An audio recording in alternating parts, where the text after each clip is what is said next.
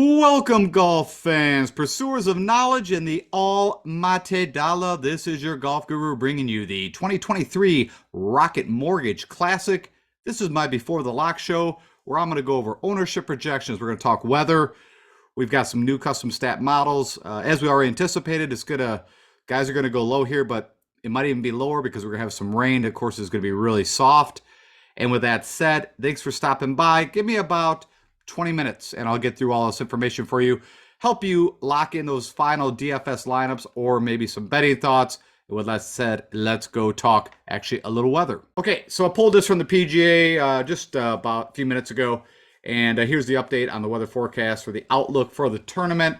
And the most notable thing is that there is going to be wind forecasted for tomorrow. So I've also got kind of an AM PM little flight advantage model that I ran for you guys.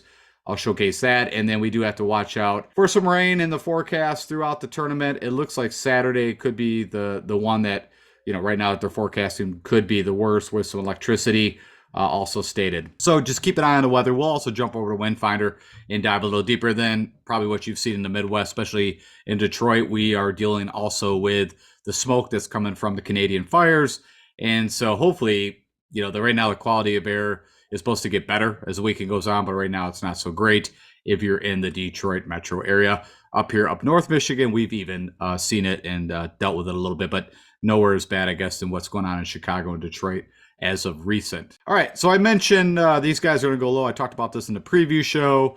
I think Tony last year went, 26, 27 under, something like that. Last year I think went 25 under. So, of course, I told you guys this tournament, there's not a lot of defense here. The only thing that could stop if it gets firm and fast, if the wind blows. That's really the only defense this course would have. And the only day that looks like we're going to have really any wind, as I mentioned, would be on Thursday. So even in Tony's presser, his thoughts are that he's kind of hung the number of 30 under is probably the winner.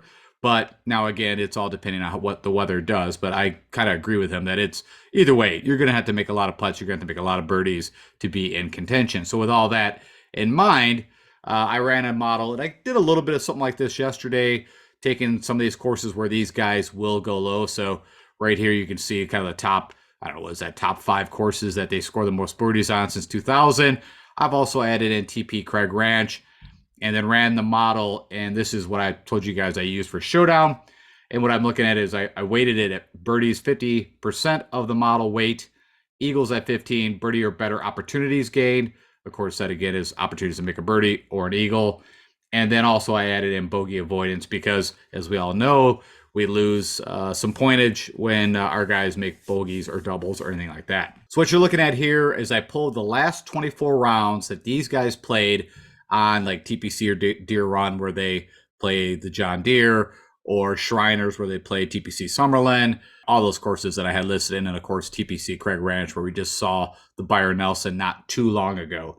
And if you're curious who has over the last 24 rounds on those courses, so pretty recent, I mean, going back into 2022, some of this data, but still pretty recent, can go low when needed. Funny enough, Sunjay M came up number 1. Chesson Hadley, I think, is pretty interesting. You got JT, Hideki Matsuyama, Tom Kim, Cam Davis, Keegan Bradley, Scott Stallings, Alex Noren, who I believe last year was up at the leaderboard at this event. Also, I am taking in the Rocket Mortgage data too, so the Detroit Golf Club is in here. Tom Hoagie, Tony Finau, Brian Harmon, Nick Hardy, Max Homa, and Chris Kirk are your top 15 guys that can go low on courses that typically, we have very low scores for the winner. So I looked at that. Again, as I state, whenever I do my own kind of more research, I like to share it with you guys. And then this one, same exact data being pulled off the same courses. All I did was, instead of looking at over these 4 stroke gain categories, birdies, eagles, birdie or better, or bogey avoidance, I literally just wanted to see who would make the most birdies. Again, on these really easy scoring courses, JT moves to number 1, Sunjay M, Alex Noren, Tom Kim, Keegan Bradley, Chesson Hadley, Stefan Jaeger, Taylor Moore, Tony Finau, S.H. Kim, Taylor Pendrith, Hideki Matsuyama, Cam Davis, Max Homa, and Austin Eckroat. Again, pulling the last 24 rounds. For most of these guys, you're going to see some of these guys maybe haven't played on a few of the courses that I'm using. Most of them have that data. and they make a lot of birdies. And that's really all this is. So you could leverage this from a showdown perspective if you're doing that. If you're building lineups, again, and you're trying to figure out, hey, I need guys that make a ton of birdies. Here's a good list right here, your top 15 on courses that you can go low on. And the last thing I did from a custom stat model I wanted to share with you guys, I always do this. I always look at the weather and try to see, is there any advantage out there? Do we, and also even from a showdown perspective, right? We always like guys in the morning. The greens are brand new, just cut. So you're getting good rolls, so easier to make putts. Also, the wind's down.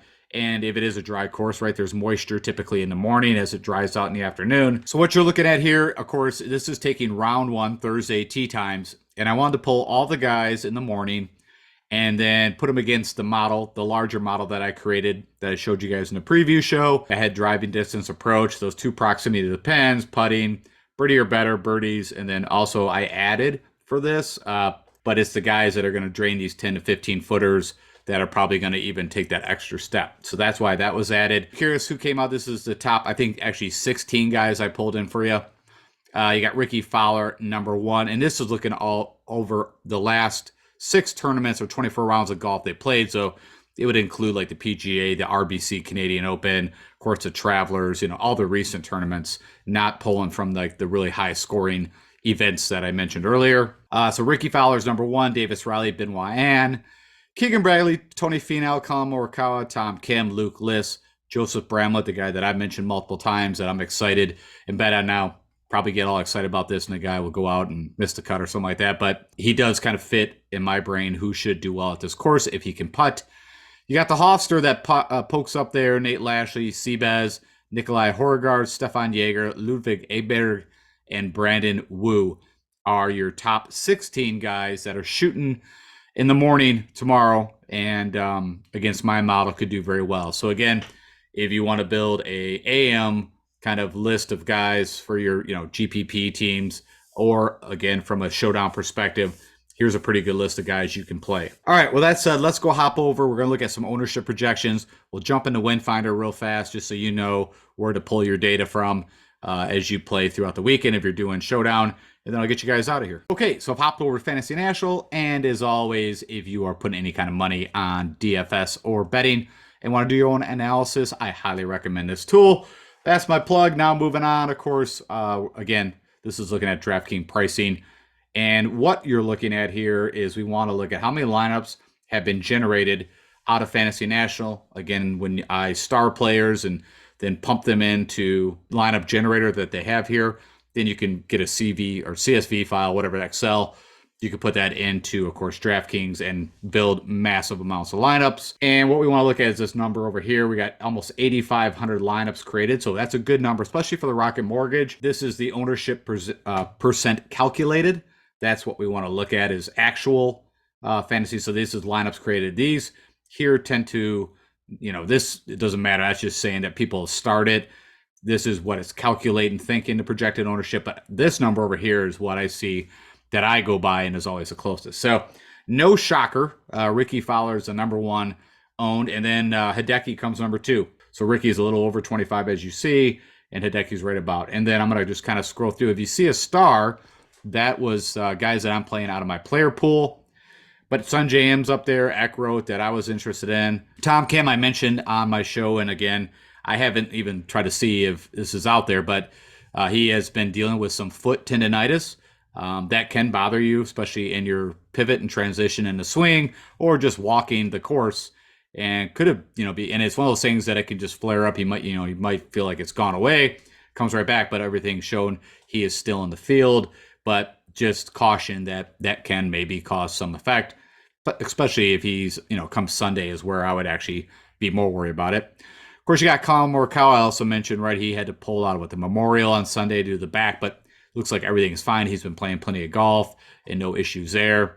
You got Tony Finau who, again, of course, won here. And if the putter, warms up for Tony, he also said in his presser, which was a little interesting. I didn't really think much about this, that he grew up on bent greens. So he's, very comfortable and familiar with them. Let's go take one quick look. I just want to see what his putting splits. Yeah, so funny enough, his best putting surface where he does his most damage, we'll say, or he putts the best is on bent. So that actually does come to fruition.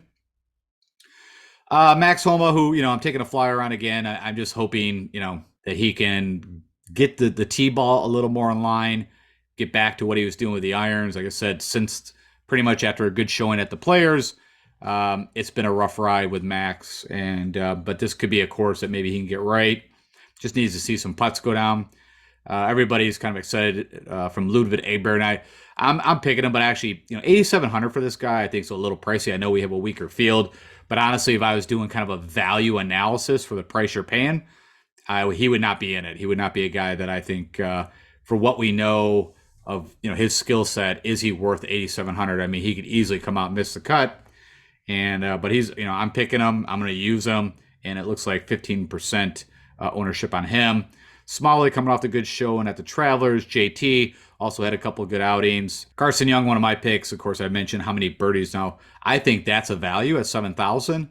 I would put him as you are getting a value on how much from a point perspective he provides with all the birdies. Yes, he makes bogeys, but the ownership also kind of shows that some other people understand that. Got Benoit's up there, Stefan Jaeger, which I think is a great play. I didn't pick him, but the reason why is just because of what the putter.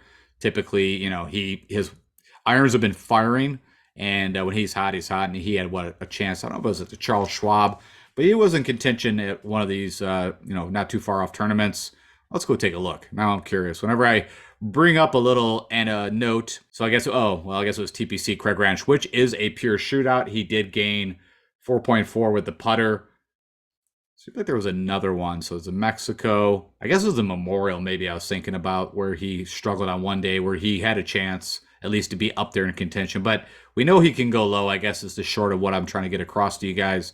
So not a bad play. Aaron Rye, I feel like he's just a really good, solid ball striker. But again, his short game is pretty weak. Do with that you may. I would like him. Typically, I'll use him on a very tight track where guys are not going to go as low. You got Doug Gim, also struggles with the putter. JJ Spawn, even though he's not been the best form. Of course, he's got one win on tour at the Valero, but he has putted lights out at this place. He's made the cut every time, so I see why his ownership is there.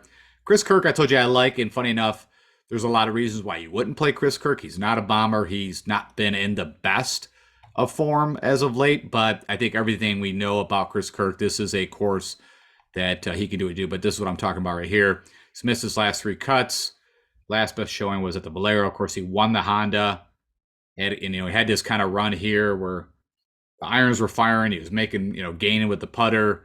And so it wasn't a shocker. Funny enough, I'm sure a lot of us played in Waste Management, missed a cut, and then, probably a lot of us were off him from there. But it's been going on. It looks like off the tee, which typically he hits it very straight, but not very long.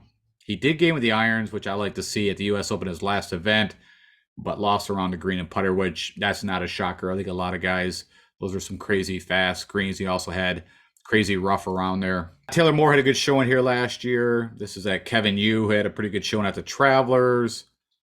All right, I'm going to move through this a little faster just to see where my guys are at. And while I'm doing this, you can also see if guys you're interested in. Cam Davis, which I mentioned, very Jekyll and Hyde, of course, past winner a couple of years ago here. Adam Schenk, showed up, almost had a chance to win at Charles Schwab at Colonial. I like Brandon Wu.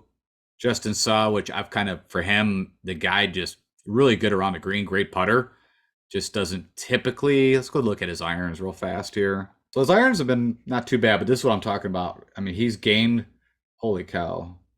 For me, he's become like one of the best putters on the PGA Tour right now. He's just steady. It's just, he needs the irons to go with it. But not a bad play, because what do we talk about? We need guys that can make a ton of putts, and you don't have to be the best ball striker at this course. So kind of interesting. There's Dylan Wu at 8, Brian Harmon at 8. Could be a little bit of where he's fallen in, or guys around him. I haven't really done that analysis. Out of love for the Ches Reavie after his good showing. There's my buddy Bramlett is at 6%. Akshay is around 6%. Harry Hall's kind of interesting too, right? I mean, not too far off from a Justin Suh. The guy does have a very good putter and short game, which you can kind of see this over his 75 tournaments that we have. It's the ball striking, but again, as I mentioned, Don't have to be the best, but where he really shined at Charles Schwab. Kept it in play, not the greatest of the irons, but boy, gained almost 8 strokes with the putter. Taylor Penders had a great showing here last year, had a chance to win, and just didn't have the greatest Sunday. No reason why he can't do it again, right? I mean, he's Canadian, so he's also probably very used to these grasses. Colin Tarrant can score quite a bit. Sam Stevens, Horgard, I picked these guys. Luke List, kind of taking a flyer on that one. I think it's a pretty good value. Of course, right, he won the Farmers. Probably one of the better ball strikers on tour. Just also has one of the worst putters also on tour. But again, very simple greens. We've seen it here before. Actually, Nick Hardy falls in that bag. Again, very good ball striker, but not the best putter. My Will Gordon, I like to see that he's low. I think he's been due. Let's go take a real quick look at Will again. A lot of distance. Pretty accurate for that distance. Funny enough, I mean, there's a lot of guys, they do gain on past palm because they're probably the easiest greens to putt on, but you can see where Will has his struggles. It is around the green and putting, and you can see he's had even good showings with those issues. I mean, gained almost 9 strokes on the field. I mean, just ball strike the crap out of it, the RBC, but then kind of fell apart the Travelers on everywhere. So hopefully he makes a bounce back, which we can see a miscut an 18th. Let's go take a look at that. A miscut, the 70th is not good. Just trying to see what he's done after a miscut. Mexico Open, pretty easy. I could easily see him top 20. I think his best finish might be right here, this Worldwide Tech on the PGA. This is a lot of older stuff. I'm just looking. So funny enough, he had a 30 at the Travelers back before he lost his card, RSM. He did the Rocket. He miscut before. So maybe that's a bit of it too. Let me go take a look. I don't remember what he's done here in the past. So 2 miscuts. So that's probably a reason why a lot of people are, his ownership is low, but I'm willing to take that. Davis Riley, I think it's a good play, especially at 3%. Kevin Roy, another guy I'm picking. I mean, you got Troy Merritt, who went to the playoff with our buddy Cam Davis, and actually should have won that tournament if I remember right. Cam Davis, as I mentioned, chipped in for an eagle to even get in that playoff. I think Troy Merritt probably felt like he was in the clear. Harris English has pulled out of the tournament due to an undisclosed injury. I think CT Pan could be interesting. He has such a bad Travelers. Now, also, right, I don't know if he had wrist surgery, but he has something, I think it was wrist surgery, and he does a lot to manage, I guess, rehab, and he can't hit as many balls. But man, he had a really nice RBC Canadian ATT Byron Nelson and just struggled with the irons. And I mean, typically he was gaining with the putters. So where I'm going with this is whenever I start to look at ownership and know guys that can make a quick bounce back, CT Pan could definitely be one of those guys at 2% ownership. Scott Stallings kind of fits the bill. He's just been in a really bad form. Of course, Zach Blair, had a really nice showing at the Travelers. Second? I think he ended up. I think Hayden Buckley is not in. I think he also WD. There's Chesson Hadley, who I showed can go low, would be kind of I guess a bit of a contrarian sneaker play under 2%. Scott Piercy, he's purely in here because, like I said, the guy can literally shoot 7 under for 9 holes and then shoot 7 over, but kind of fits. He just needs to make some putts. He's a pretty good ball striker, funny enough. He doesn't hit it really far. But yeah, it's typically a putter, which the putter has been working. And of course, what kind of made me think of him was that he had a chance to win the 3 a.m. Open around this time last year. And then he fell apart on Sunday. And I felt like, man, he had a pretty big lead. I mean, you see he gained 9 strokes. Those were also bent greens. So there's a reason why, kind of my flyer pick there, if you're curious. Trey Mullinex, I like that still. That's good to see that his ownership is low. And I mentioned, I think, he won the Barbasol. I might have said on a preview show yesterday he won the Barracuda, but that was actually Ches Reavie. Yeah, the Barbasol. The Barracuda, they do that, what they call it, Stafford scoring. It's kind of different. I mean, I don't know. It's funny. It's like the only tournament that does that. I like a little bit Trey Mullinex here. Patrick Rogers, kind of a bummer. He pulled out of the tournament. Again, I'm not really sure why on that one. Hoffman, pretty cheap for my picks. Carl Yuan, 1% own. Jimmy Walker. He is so sneaky, this guy. A PGA champion, and then he had, Lyme disease, and his game kind of fell apart. But, he's had some good showings, the Mexico Open, the Wells Fargo. Not a good Travelers whatsoever. Had a good Farmer. So he's had a pretty decent year. And the guy can putt, funny enough. I mean, yeah, he didn't putt last week, but he has putted in the past. Does he play? What is his? He's had a 21st here. I'm just curious. Let's go look at some of the 3M. Had a good showing. That is also bent. What about we go look at the John Deere, also bent greens, but he hasn't played that in a while, so can't really look at it a lot. I was just curious. So I think that's kind of a sneaky play. What's he going off at the 6,600? Again, I kind of mentioned, I mean, I feel like that the guys at the top aren't surefire, at least going into it where you're thinking, you know, it's John Rahm, it's Scheffler for sure. I'm going to get a top 10 out of these guys. I think a lot of the guys at the top could easily not miss the cut by any stretch, but could easily not make a top 10. And there's a lot of reasoning you could go into. I kind of talked a bit about that in the preview. Here's a couple of just bombers here at the bottom. This Peter Keist, the guy just is super long, and he showed up on a super scoring course, right? So he actually gained on those, and that is, I think that's bent greens too. Yeah, even though it's in Texas, which typically you always see Bermuda. That's kind of an interesting play. I kind of like it. 6,100. He's going to be barely owned, and so if you want to build kind of a very heavy stack up top, I think he's a guy you could take a shot at. So, all right, I think that's enough from a ownership projection. I also gave you a little more thoughts. Some things I covered yesterday, but maybe you didn't get to see the show. And let's real quick wrap this up with Windfinder. You're going to want to pull up this Detroit West Side. It's pretty close. Funny enough, this course is not right downtown Detroit area. It's a little more inner city, if you want to say. But I would say, I don't know, 2 miles is where the course is from this actual location point. You take a look here. This is why I was kind of talking about trying to get those AM guys, especially, of course, from a showdown perspective. There could be an advantage where those guys teeing off literally at like around 1 o'clock is when I would guess. I haven't looked at the tee times, but typically 12:30, 1 o'clock is when the second wave comes out.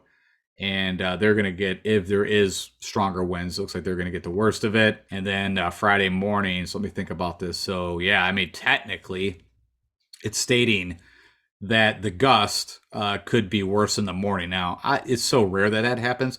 Again, there's Lake Erie and there's like a Lake St. Clair. I mean, nothing from a body of wind. There's also Detroit River that runs below this course. Like what I'm getting to is not like it's not a coastal, and it's not like off Lake Michigan or anything like that, you know, but it is interesting. They're stating that the winds could kick up and, you know, be higher in the morning than in the afternoon. So I don't usually trust that, but I still like that AM, PM kind of play. We'll see how that all works out. You know, again, don't build all your lineups that way, but, you know, build a lineup or two in a large GPP could be something to do. All right.